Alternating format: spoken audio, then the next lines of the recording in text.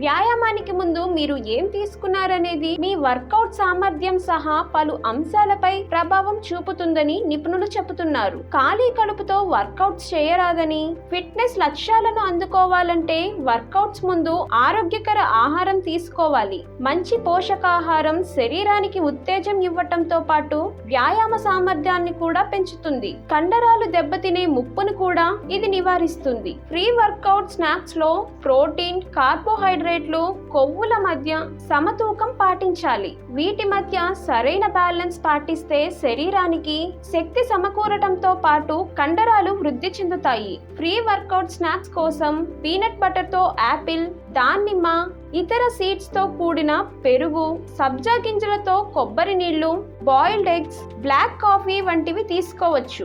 ఇక వ్యాయామానికి ముందు షుగర్ అధికంగా ఉండే ఫ్రూట్స్, నూనె పదార్థాలు, ప్రోటీన్ షేక్స్, డైరీ డ్రింక్స్, కార్బోహైడ్రేట్లు అధికంగా ఉన్న ఆహార పదార్థాలకు దూరంగా ఉండాలి.